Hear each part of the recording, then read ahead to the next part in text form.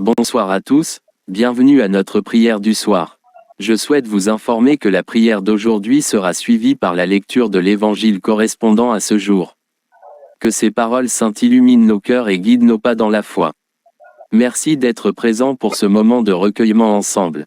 La prière du soir en famille est une tradition sacrée qui nous unit et renforce nos liens avec Dieu. Assurez-vous de vous abonner, de liker et d'activer la cloche de notification pour ne manquer aucun de nos moments de prière ensemble. Partagez massivement pour permettre à vos frères et sœurs de se rappeler de l'importance de la prière du soir. Mettons-nous en présence du Seigneur et adorons son saint nom. Éternel notre Dieu, sois béni pour ce grand amour dont tu nous aimes. Aujourd'hui encore, malgré nos péchés, tu nous as accompagnés dans nos activités, nous as protégés, nous as donné à manger et à boire, et à fructifier l'œuvre de nos mains. Merci pour tout ce que tu fais pour nous. Seigneur, puisque tu nous appelles chaque jour à travailler dans ta vigne, accorde-nous la grâce de marcher fidèlement vers le salut, et d'aider les autres à se sauver. Seigneur notre Dieu, nous sommes tous tes enfants, et tu aimes tout le monde de la même manière. À chacun de nous, tu as donné des talents, fais-nous découvrir ce charisme que tu nous as donné et dont plusieurs ignorent les leurs, afin de nous mettre résolument à ton service et au service de nos frères et sœurs. Seigneur Jésus, donne à nos dirigeants le sens de générosité et de la recherche du bien-être des populations afin qu'ils embauchent les nombreux compatriotes sans emploi, en particulier les jeunes en chômage, qu'ils améliorent les conditions de travail de ceux et celles qui ont déjà un emploi. Seigneur, donne à chacun des travailleurs du monde la conscience professionnelle et l'amour du travail bien fait afin que par ta grâce, il remplisse bien ses devoirs dans son domaine, et produise le résultat que l'on attend de lui. Cette nuit éternelle, visite les malades et accorde-leur la guérison, couvre-nous de ton manteau divin et donne-nous un doux sommeil, toi notre protecteur pour l'éternité. Amen. Notre Père qui es aux cieux, que ton nom soit sanctifié, que ton règne vienne, que ta volonté soit faite sur la terre comme au ciel. Donne-nous aujourd'hui notre pain de ce jour. Pardonne-nous nos offenses, comme nous pardonnons aussi à ceux qui nous ont offensés.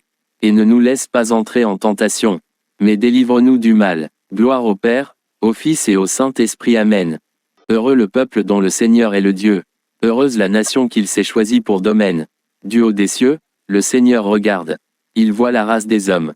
Dieu veille sur ceux qui le craignent, qui mettent leur espoir en son amour, pour les délivrer de la mort, les garder en vie au jour de famine. Nous attendons notre vie du Seigneur. Il est pour nous un appui, un bouclier. La joie de notre cœur vient de lui.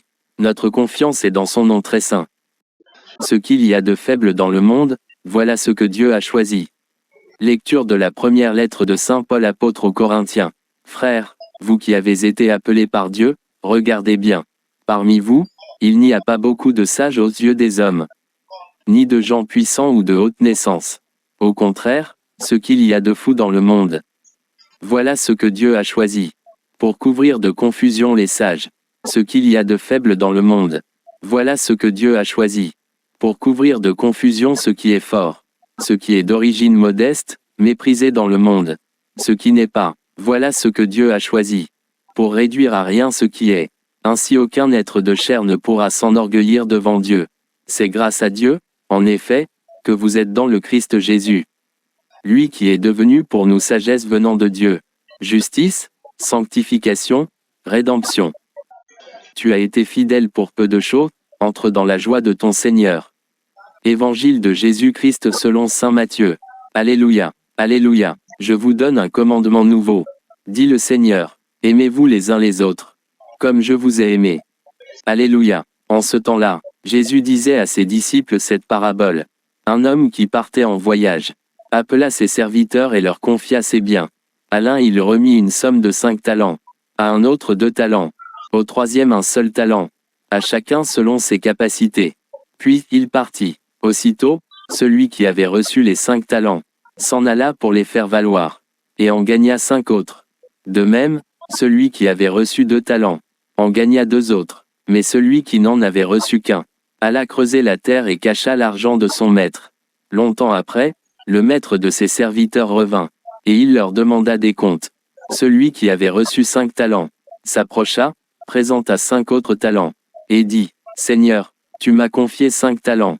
Voilà, J'en ai gagné 5 autres. Son maître lui déclara, très bien, serviteur bon et fidèle. Tu as été fidèle pour peu de choses. Je t'en confierai beaucoup. Entre dans la joie de ton Seigneur. Celui qui avait reçu 2 talents s'approcha aussi, et dit, Seigneur, tu m'as confié 2 talents. Voilà, j'en ai gagné 2 autres. Son maître lui déclara, très bien, serviteur bon et fidèle.